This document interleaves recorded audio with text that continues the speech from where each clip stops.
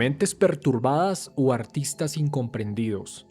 Esto es lo que muchos pueden pensar de aquellos que han llevado sus propuestas musicales a extremos que pocos se atreverían, más allá de lo políticamente correcto y seguro.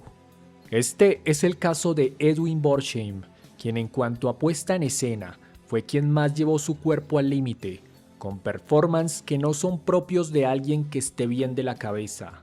Y es que los mitos que existían sobre Marilyn Manson y lo que supuestamente ocurría en sus conciertos se quedan muy cortos frente a lo que este músico llegó a hacer, y de lo cual existen registros, hechos completamente reales que inclusive impactan a aquellos que disfrutan de las corrientes musicales más extremas. De hecho, en esta foto está junto a Marilyn Manson, quien ni se imaginaría que el sujeto que estaba a su lado hacía cosas en el escenario que ni él mismo se atrevería a hacer. Creo que es pronto para entrar en detalles, pero ténganlo por seguro que este sujeto sometió su cuerpo a cosas que parecen sacadas de la Deep Web. Edwin Borsheim nació en 1977 en Klepp, Rogaland, Noruega. Su padre era músico y formó parte de algunas bandas.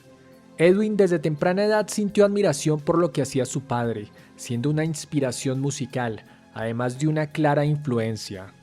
Pero cuando Edwin tenía solo 8 años, su padre falleció, siendo un suceso que lo marcó de por vida. Según algunas fuentes, el hombre fue quien puso fin a su propia existencia y durante varios años había maltratado a la madre de Edwin, lo cual refleja un contexto bastante difícil y conflictivo. Al cumplir 13 años junto a su madre emigraron a Estados Unidos, y a temprana edad sintió interés por bandas como Nirvana y Guns N' Roses, pero pronto sus intereses se fueron orientando hacia el punk y el black metal. Agrupaciones como Misfits, Turbonegger, Mayhem, Isengard y Carpathian Forest. Además, era fanático del terror de Stephen King y John Carpenter. En su adolescencia aprendió a tocar la guitarra y junto a su hermanastro, quien tocaba la batería, empezaron a interpretar canciones de los Misfits y Nirvana. Pronto formó su primera banda bajo el nombre Cheat Fist, un tributo a la banda Misfits.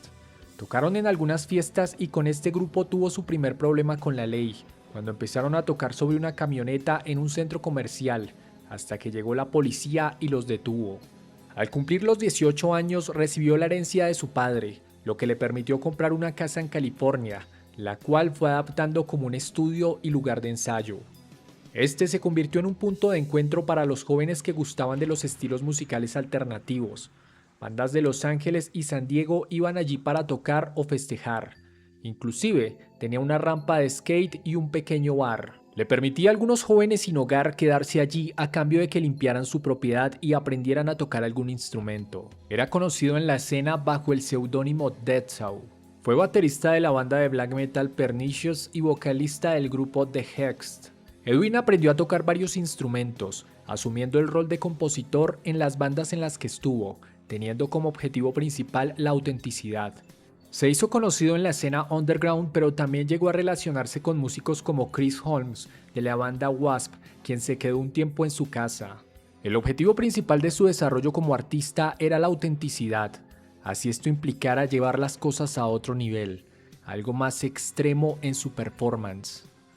En 1995, fundó la banda Kettle Cadaver, con un estilo musical que adoptaba elementos del punk, el metal extremo y el industrial. En 1996, la agrupación lanzó su único álbum de estudio, titulado Halloween, con una temática inspirada en el horror. Con este material se abrieron paso en la escena underground, pero lo que llamó la atención mayormente no fue su música, sino su performance. De hecho, de no ser por esto, lo más probable es que este artista pasara desapercibido. Además, su popularidad es algo reciente, ya que su obra había permanecido en el underground, ganando notoriedad en los últimos años gracias a Internet. En varias ocasiones el performance escaló a niveles tan extremos, que de no ser por estar registrados en material audiovisual que pueden encontrar en la web, como los documentales A Taste of Blood y Dead Hands Dig Deep, muchos pensarían que simplemente se trata de una leyenda urbana. En el escenario solía usar partes de animales muertos, cerdos o vacas, colgando de cadenas, similar a lo que hacían las bandas de black metal, partes que además arrojaba al público. En algunas ocasiones su indumentaria era similar a la de los músicos de este subgénero, lo cual deja ver la clara influencia. En el material grabado se observa que el músico se provocaba daño autoinfligido, proyectando una ritualización del dolor, atravesando partes de su cuerpo con ganchos, clavos y agujas. Se grapaba la boca y posteriormente intentaba cantar. Agredía al público de forma violenta, quienes a su vez respondían golpeándolo. No se trataba del mosh o algo así, eran auténticas peleas, en lo cual tenía bastante experiencia, ya que practicaba una variante extrema de la lucha libre, la cual es clandestina y se desarrolla en entornos de bajo presupuesto. Así que el dolor no era algo que realmente le preocupara. Es como si esto le causara algún tipo de placer.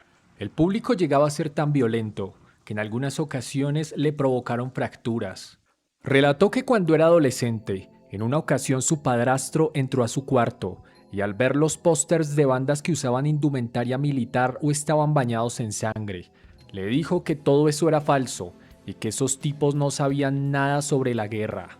Estas palabras marcaron a Edwin, quien consideró que su padrastro tenía razón, sintiéndose engañado, así que arrancó estos pósters, ya que si nada de esto era real no le interesaba, prometiéndose a sí mismo que cuando formara una banda todo lo que hiciera sería completamente real. Desde joven se interesó por la lucha libre, estudiando esta práctica de forma semiprofesional, pero desarrollando las habilidades adquiridas de una forma más extrema y clandestina, basando su personaje en la franquicia Mad Max. Esto también se vio reflejado en los videoclips de la agrupación, los cuales tienen una buena calidad, ya que además el músico se interesó en el arte audiovisual, cuidando cada detalle. La idea de su performance era mostrar la brutalidad de la lucha libre clandestina en el escenario, no una simple parafernalia falsa como lo hacían las bandas de black metal. No todos los conciertos de esta banda llegaban a estos niveles de brutalidad.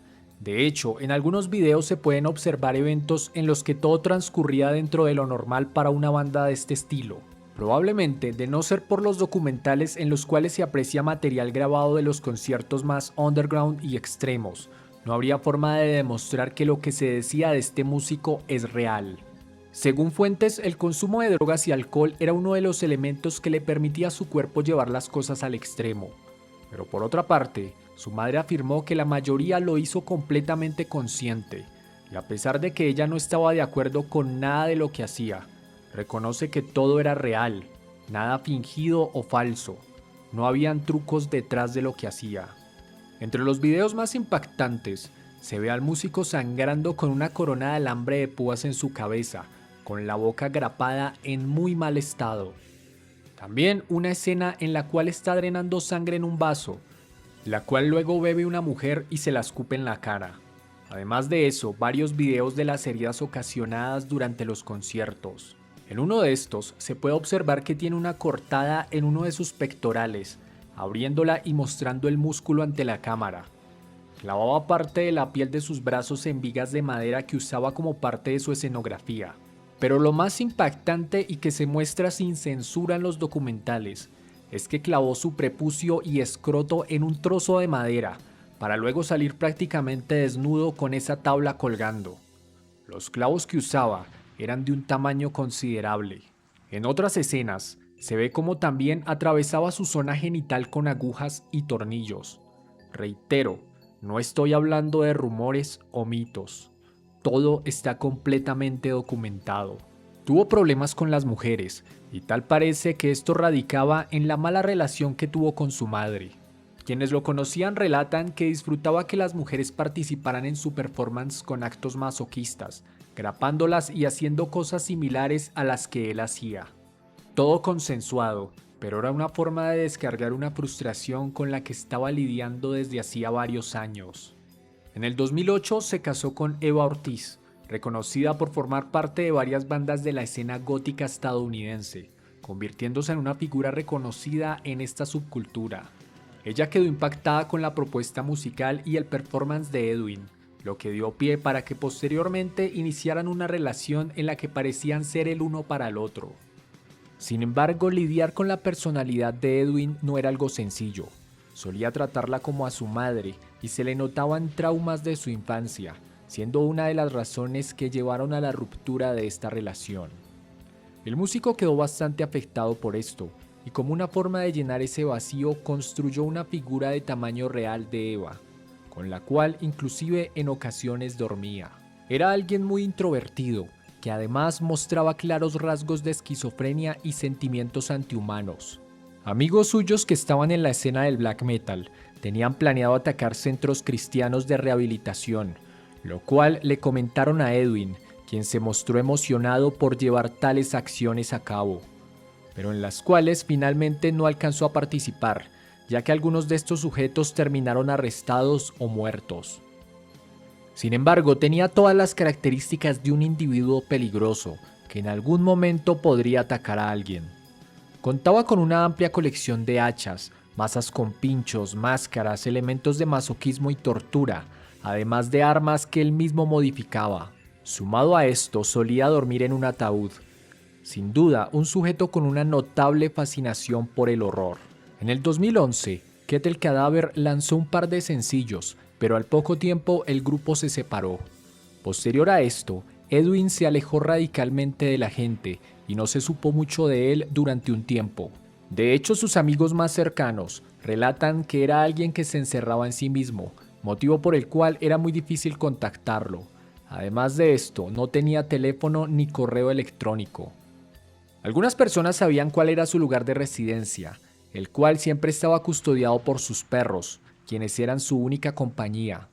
Todo esto se debía a una profunda depresión, sumado al consumo de alcohol y drogas, principalmente por la ruptura con Eva. A pesar de que era muy difícil contactarlo, el cineasta J. Love, quien estaba bastante interesado en grabar un documental sobre la vida del músico, finalmente pudo tener contacto con Edwin gracias a su familia.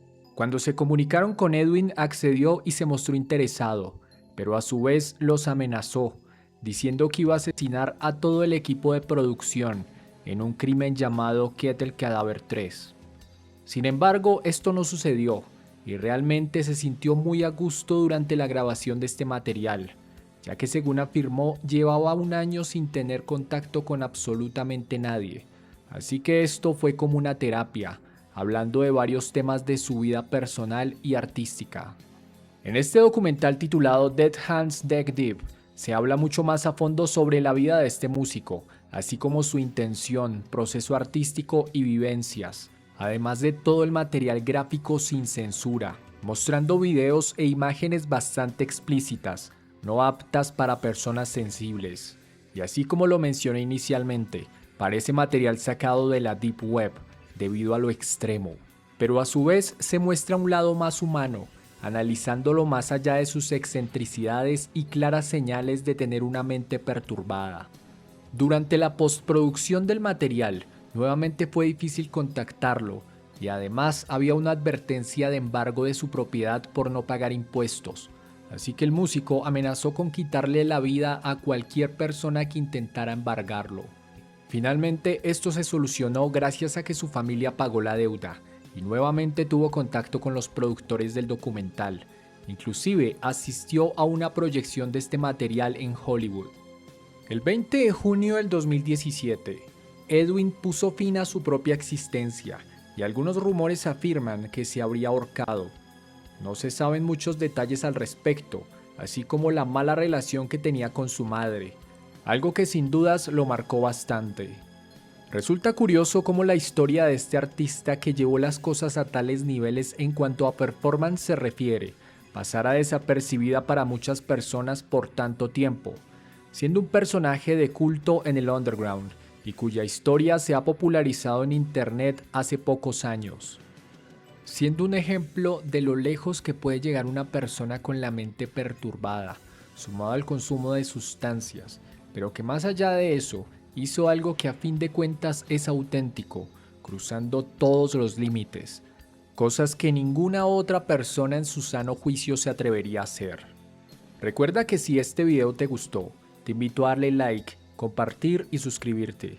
También a que me sigas en las redes sociales y actives las notificaciones para que no te pierdas ninguna actualización. Un saludo y hasta el próximo video.